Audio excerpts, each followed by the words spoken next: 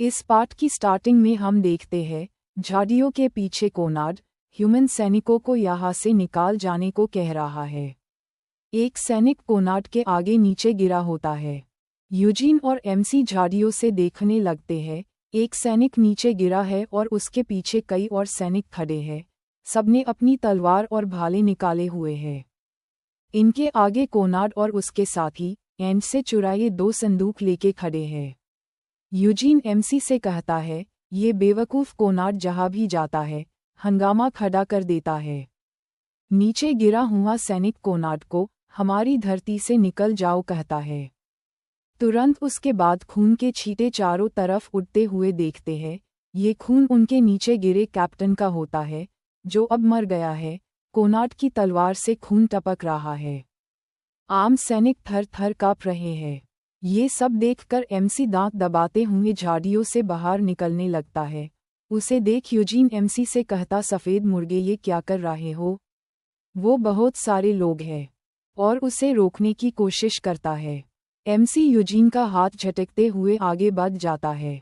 Konrad उन आम सैनिकों को मारने जा रहा होता है, तभी एक मैजिकल अटैक आकर कोनार्ड के मुंह पर लगता है।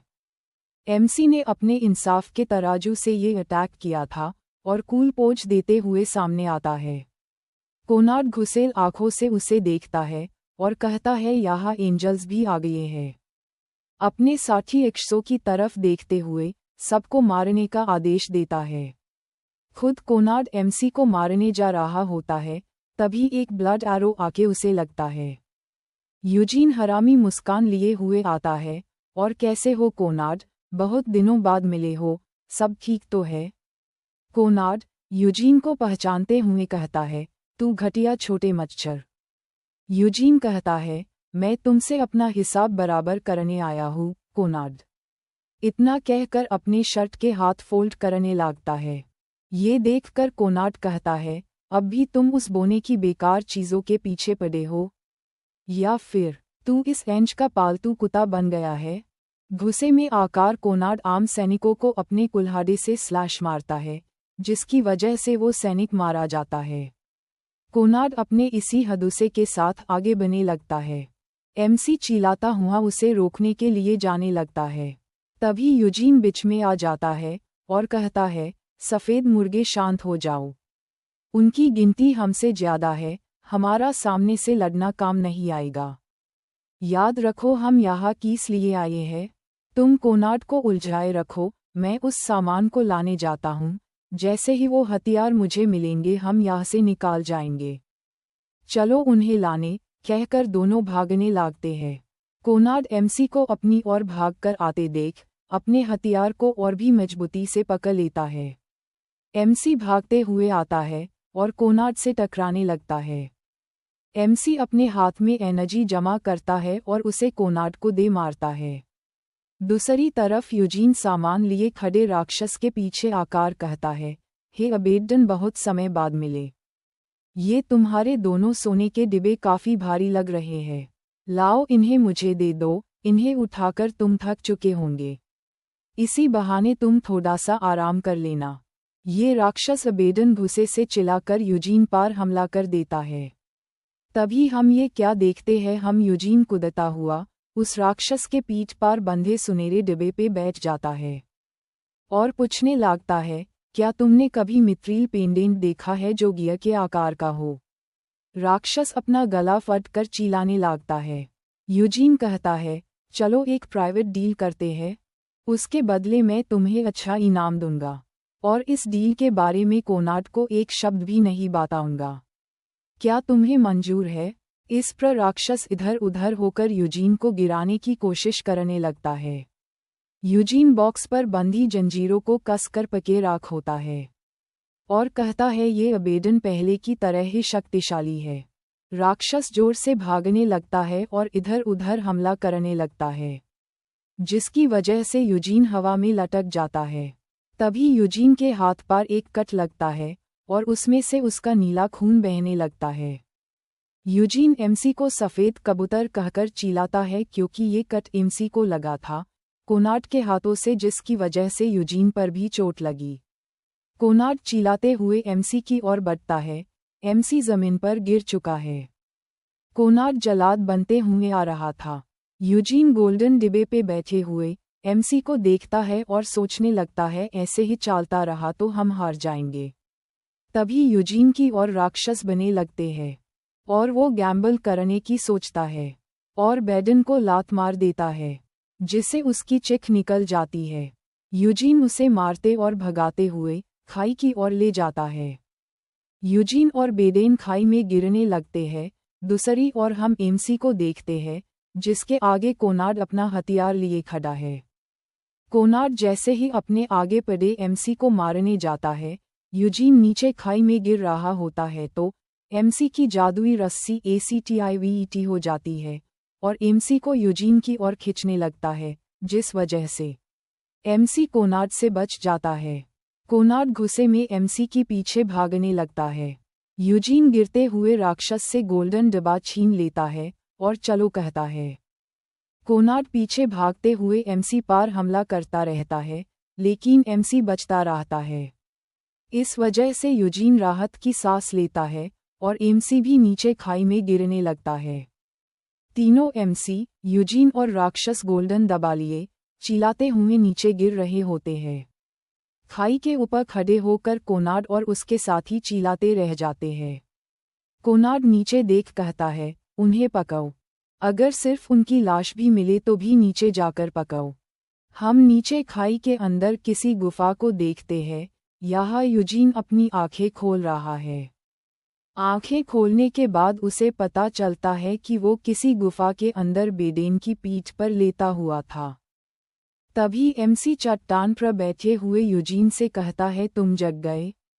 यूजीन कहता है, बेवकूफ़, अगली बार फाइट करने से पहले मुझसे पूछ लेना। आखिरकार मेरी जिंदगी तुमसे जुड़ चुकी है, तुम मर गए तो मैं भी मर जाऊंगा। अगर मैंने जल्दी से सोचकर ये डिसीजन नहीं लिया होता तो अब तक हम मर चुके होते। अबेदेन, माफ़ करना तुम्हारे ऊपर गिरने के लिए। मुझे लगा था कि तुम मजबूत हो, गिरने पर तुम्हें खरोंच तक नहीं आएगी। यूजीन बेडेन की तलाशी लेते हुए कहता है, असल में तुम मुझे अच्छे लगते हो, पर अफसोस है कि तुम्हारा मालिक घटिया है। तभी उसे अबेडेन से एक गियर आकार का पेंडेंट मिलता है।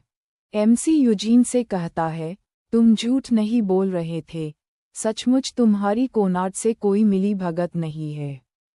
तुम कोनार्ड से क्या वापस लेना चाहते थे? क्या तुम यही पेंडेंट वापस लेना चाहते थे? यूजीन कहता है, मेरी बातें छोड़ो सफ़ेद कबूतर। अब जब तुम्हें तुम्हारी चीज़ मिल चुकी है, जिसकी तुम्हें तलाश थी, तो अब तुम्हें अपना वादा निभाते हुए मुझे आज़ाद नहीं करना चाहिए क्या? एमसी यूजीन को आज़ाद करने के लिए अपना आर्टिफैक्ट निकलता है, मगर अब वो टूट चुका है। इसे काम ना करते देख यूजीन कहता है, क्या हुआ सफ़ेद मुर्गे? यह आर्टिफैक्ट काम क्यों नहीं कर रहा है? एमसी कहता है, ये टूट चुका है, जिस पर यूजीन कहता है, क्या ये गिरवट भी नहीं सह पाया? यूजीन चिढ़ते हुए कहता है, किसका इंतजार कर रहे हो, जल्दी ठीक करो इसे। तुम हमेशा के लिए मेरे जैसे राक्षस के साथ बंधे तो नहीं रहना चाहते हो? एमसी कहता है, मैंने इसे न बनाया, इसलिए मुझे न पता इसे कैसे ठीक करते हैं। चलो पहले यहाँ से निकलते हैं, बाद में सोचेंगे इसका क्या करना है। यूजीन सोचने लगता है और कहता है, कहीं तुम मुझे बेवकूफ़ तो नहीं बना रहे हो, है ना? सिर्फ मुझे वापस बुलाने और सारा श्रेय लेने के लिए ये दिखावा कर रहे हो कि वो टूट गया, है ना? अपने सर के पीछे हाथ ले जाते हुए कहता है, तुमने तो अपनी देवी डूरा की कसम खाई थी, तो डूरा के नाम की कोई कीमत ही नहीं है।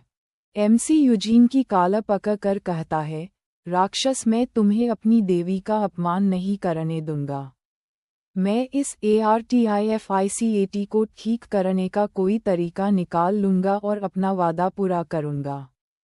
यूजीन कहता है, ठीक है, कम से कम एक दूसरे से बंधे रहना इतना भी बुरा नहीं है, खासकर इस अंधेरी और सुनसान जगह में किसी का साथ होना मज़ेदार हो। यूजीन एमसी के हाथों से अपना गला छुड़ाकर खांसने लगता है। तभी उन गोल्डन डिब्बों में से आवाज आने लगती है। यूजीन कहता है, क्या तुमने भी बच्चों की रोने की आवाज सुनी? एमसी जाकर उन डिब्बों को देखने लगता है और उन्हें खोल देता है। उस डिब्बे से जो निकला उसे देख एमसी और यूजीन को भी शौक लगता है। यूजीन कहता है, जरा रुको। जिन हथियारों के लिए तुम लड़ रहे थे, वो ये दो छोटे छोटे बच्चे हैं। तुम एंजल्स कब से लोगों को किडनैप करने लगे? एमसी कहता है, हमें यहाँ से निकलने का रास्ता निकलना होगा और जितने जल्दी हो सके पवित्र सहायता दल से मिलना होगा। ये बच्चे अगर राक्षसों के हाथ लग गए तो वो इन्हें विनाश का हथियार बना देंगे। यूजीन कहता है, क्या तुम एंजल्स के हाथों में पड़ जाने से क्या सच में इन दोनों बच्चों का भविष्य बेहतर होगा? एमसी कहता है, नई जिंदगियां सम्मान की हकदार है। अगर देवताओं को पता होता कि ये हथियार असल में बच्चे हैं, तो वो कभी इन्हें युद्ध का हथियार नहीं बने देते। यूजीन कहता है, तुम्हारे साथी शायद शुरू से सब जानते थे। अगर मेरा अंदाजा सही है, तो तुम्हें जो आदेश मिले थे, वे थे, अगर हथियार राक्षसों के हाथ लग जाए तो इन्हें तुरंत खत्म कर दिया जाए। तभी एमसी को उसके मास्टर की कई बातें याद आती है। अगर सबसे बुरा हो जाए, तो इन दोनों हथियार को वही खत्म कर देना। इतना सुनकर यूजीन हाँ में सर हिलाता है। एमसी उन बच्चों को हाथ में उठा लेता है और कहता है, नहीं, उन्हें ये पता नहीं हो सकता था कि ये हथियार असल बच्चे हैं। खैर, फिलहाल यहाँ से निकलने पर ध्यान देते हैं। दोनों रास्ता देखने लगते हैं। यूजीन एमसी से कहता है, मुझसे दूरी बनाकर रखो। मुझे इंसानी बच्चे बर्दाश्त नहीं होते। रास्ता देखते वक्त पहले एक बच्चा रोने लगता है और फिर दोनों बच्चे रोने लगते हैं। इन्हें रोते देख यूजीन कहता है, क्या बदकिस्मती है। क्या तुम्हें लगता है इन्हें भूख लगी है? मक कहता है, मुझे कैसे पता होगा। यूजीन चिढ़ते हुए कहता है, ये बहुत शोर मचा रहे हैं। सफ़ेद मुर्गे, जल्दी कुछ सोचो।